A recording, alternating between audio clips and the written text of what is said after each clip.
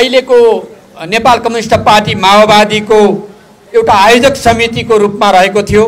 आयोजक समितिले आफ्नो अधिकार क्षेत्रभन्दा बाहिर गएर जुन एकताको नाटक गरेको छ त्यसको अधिकार क्षेत्रभित्र नै छैन।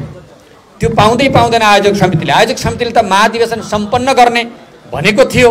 त्यो महाधिवेशन सम्पन्न गर्नतिर लाग्नुको सट्टा अनेक गरेर महाधिवेशनलाई टार्ने, पार्टीभित्र विधि पद्धतिलाई स्थापित गर्न नदिने, प्रतिस्पर्धाबाट नेतृत्व निर्माण गर्न नदिने उद्देश्यबाट प्रेरित भएर र आफ्नो स्वार्थ केन्द्रित समूहलाई वरिपरि गोलबन्द गरिराख्ने उद्देश्यबाट आज जुन खालको एकता भइरहेको छ यसले कुनै देशलाई न निकास दिनेछ न जनताको समर्थन प्राप्त गर्नेछ। आजैदेखि त्यहाँ भद्रगोल सुरु भइसक्यो। हजारौँका केन्द्रीय कमिटीहरू बन्दैछन्, हजारौँका सयौँका सचिवालय बन्दैछन्। त्यसको कुनै अर्थ हुने छैन। त्यसले एउटा सङ्गठनात्मक अराजकता र विधिहीनतालाई स्थापित गर्नेछ भन्ने कुरा म राख्न चाहन्छु। के गर्नुभयो यो अभियानमा हामी उहाँहरूसँग पनि सहकार्य गर्छौँ। विप्लवजीसित पनि, घनश्यामजीहरूसित पनि अथवा अरूहरूसँग पनि हामी सहकार्य गर्छौँ। अहिले हामी सहकार्य गरेर अगाडि बढ्नुपर्छ भन्ने हाम्रो मान्यता छ। हाम्रा छलफलहरू भइराखेका छन् र त्यो छलफललाई, त्यो सहकारलाई अझ हामी घनीभूत बनाउनेछौँ। योभन्दा अगाडि हाम्रो निर्णय भएको छैन।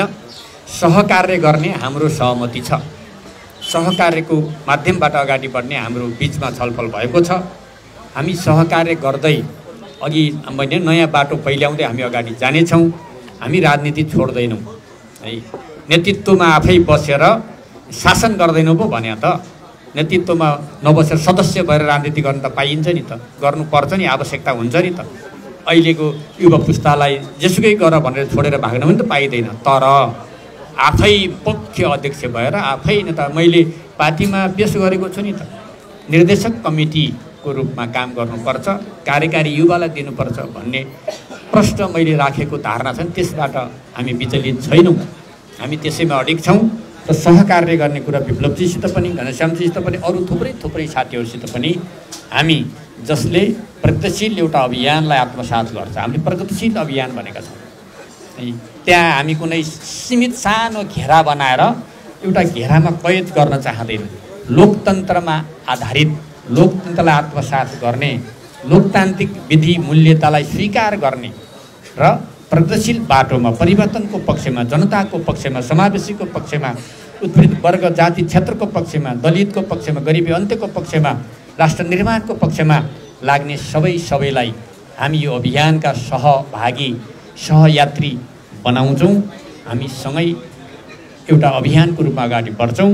अभियान अगाडि बढ्दै जाँदा हामी हतारमा पार्टी बनाएर भोलिपल्ट एक्लै धारे हात लाउने काम गर्दैनौँ है।